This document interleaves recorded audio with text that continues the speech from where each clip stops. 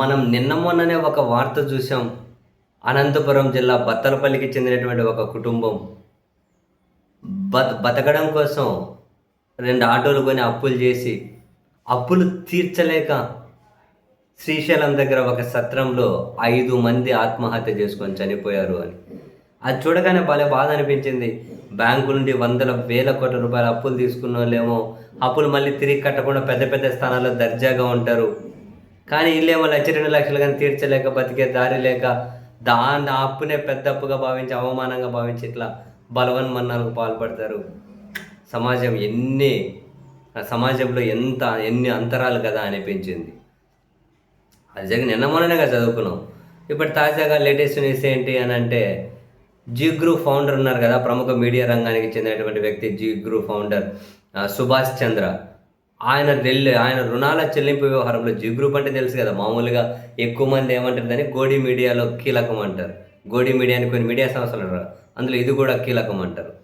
అయితే ఆ సుభాష్ చంద్ర బ్యాంకుల నుంచి 22,000 కోట్ల రూపాయలు అప్పులు తీసుకున్నారు. బ్యాంకుల నుంచి అంటే ఆడ ఉండే సొమ్ము నీది నాదే, మళ్ళీ మన దగ్గర నుంచి వసూలు చేసి పెట్టేస్తారు.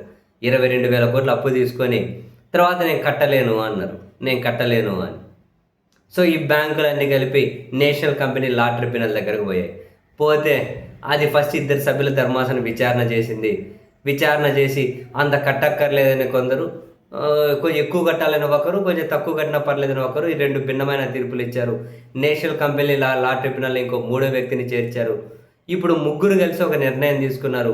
ఏంటంటే 22,000 కోట్ల అప్పులకు గాను 6.5 కోట్లు కడితే చాలని, అండ్ ఈ ప్రక్రియ మొత్తం పరిష్కరించినందుకు ఖర్చుల కింద నేషనల్ కంపెనీ లా ట్రిబ్యునల్కి ఒక 25 లక్షలు ఇవ్వాలి. అండ్ 22,000 కోట్లను 6.5 కోట్లకు సెటిల్మెంట్ చేశారు. ఇంకా ఆయన దగ్గర అంతకుమించి ఇవ్వలేడు, మీరు వద్దు అంటే అది కూడా రాదు అని చెప్పేశారట.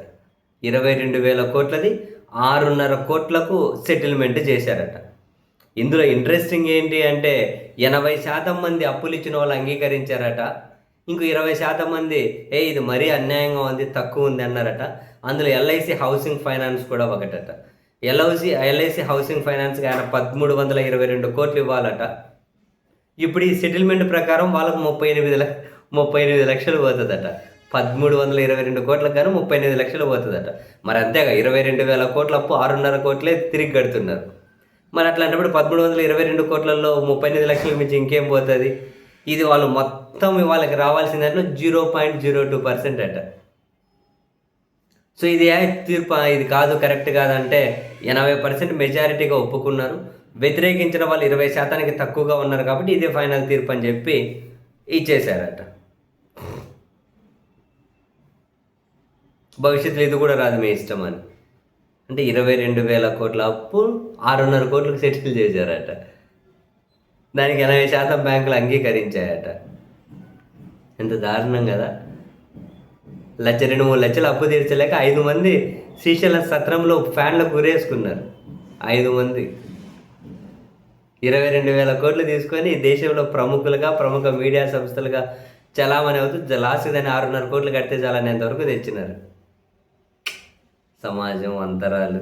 వావ్.